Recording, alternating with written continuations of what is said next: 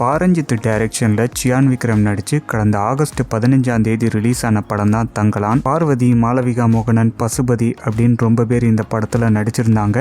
GV Prakash music பண்ணியிருந்தாரு. ஒரு பெரிய எக்ஸ்பெக்டேஷனோட இந்த படம் ரிலீஸ் ஆயிருந்தது. தமிழ், தெலுங்குன்னு 2 லாங்குவேஜ்ல வேர்ல்டு ஃபுல்லாவே இந்த படத்தை ரிலீஸ் பண்ணாங்க. படம் ரிலீஸ் ஆகி 3 வாரத்துக்கு அப்புறமா தான், அதாவது செப்டம்பர் 6ஆம் தேதி தான் ஹிந்தியில படத்தை ரிலீஸ் பண்ணாங்க. ஹிந்தியில ரிலீஸ் ஆகுறதுக்கு முன்னாடியே பாக்ஸ் ஆபீஸ்ல 100 கோடி கலெக்ஷனை கொடுத்துட்டு அப்படிங்கறத ப்ரொடக்ஷன் ஹவுஸே அபிஷியலா அப்டேட் பண்ணாங்க. அந்த அளவுக்கு இந்த படம் வசூல் ரீதியாகவும் விமர்சன ரீதியாகவும் மிகப்பெரிய வெற்றி அடைஞ்சிருக்கு. சியான் விக்ரம், ஜிவி பிரகாஷ், பாரஞ்சித் இந்த 3 பேருமே இந்த படத்தோட ஆணிவேரா இருக்கிறாங்க. ஒரு படம் ரிலீஸ் ஆகி 4 வாரத்துக்கு அப்புறமா ஓடிடில ரிலீஸ் பண்ணணும். அதைத்தான் ஓடிடி தளமும் விரும்புறாங்க. ப்ரொடக்ஷன் கம்பெனியும் ஓடிடி கம்பெனியும் இந்த அக்ரிமெண்ட்டை தான் ஃபர்ஸ்ட் போடுறாங்க. ஸோ ஒரு படம் ரிலீஸ் ஆகி ஓடிடில ரிலீஸ் ஆகுறதுக்கு முன்னாடி எவ்வளவு வசூல் பண்ண முடியுமோ அவ்வளவு வசூல் பண்ணணும் அப்படிங்கிற நெருக்கடிக்கும் உள்ளாகுது. செப்டம்பர் 5ஆம் தேதி தளபதியோட கோட் படத்தை ரிலீஸ் பண்ணாங்க. படம் ரிலீஸ் ஆகி 4 வாரத்துக்கு அப்புறமா, அதாவது நேத்து அக்டோபர் 3ஆம் தேதி படத்தை ஓடிடில ரிலீஸ் பண்ணிட்டாங்க.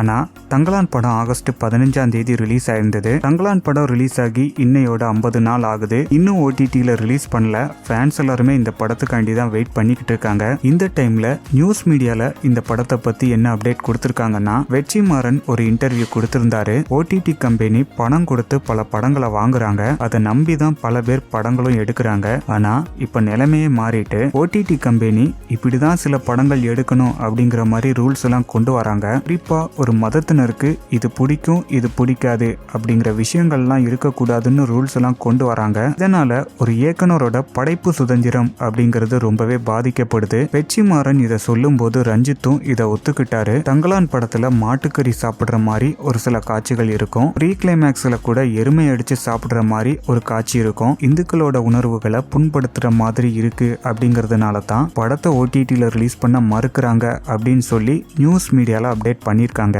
இந்த பிரச்சனைகள்லாம் முடிஞ்சதுக்கு அப்புறமா தான் ஓடிடி ரிலீஸ் பத்தின அனௌன்ஸ்மெண்ட் வரும் அப்படிங்கறதையும் நியூஸ் மீடியால அப்டேட் பண்ணிருக்காங்க. இதை நியூஸ் மீடியால பார்த்ததுமே இதெல்லாம் ஒரு பிரச்சனையா அப்படிங்கிற மாதிரி இருந்தது. இருந்தாலும் படத்தோட ஓடிடி ரிலீஸ் அனௌன்ஸ்மெண்ட்டுக்காண்டி வெயிட் பண்ணுவோம். அனௌன்ஸ்மெண்ட் வந்ததுக்கு அப்புறமா நம்ம சேனல்ல அப்டேட் பண்ணுவோம். என்னைக்குமே படத்தை படமா பாருங்க. அதுல இயக்குனரோட கற்பனை திறன் அதிகமா இருக்கு. படத்தை நாம ரசிச்சு பார்க்கணும் அப்படிங்கிறதுக்காண்டி நடிக கலைஞர்களோட உழைப்பும் அதுல இருக்குது. அந்த படத்தை நாம ஆராய்ச்சி பண்ணிக்கிட்டு இருந்தா எந்த படமுமே பார்க்க முடியாது. இப்ப இந்த விஷயங்கள் தான் நிறைய நடந்துகிட்டு இருக்கு. சியானை பொறுத்த வரைக்கும் கரண்ட்ல அருண்குமார் டைரக்ஷன்ல வீர தீர சூரன் படத்துல ஒர்க் பண்ணிட்டு இருக்காரு. படம் பொங்கலுக்கு ரிலீஸ் ஆகும்னு சோசியல் மீடியால அப்டேட் பண்றாங்க.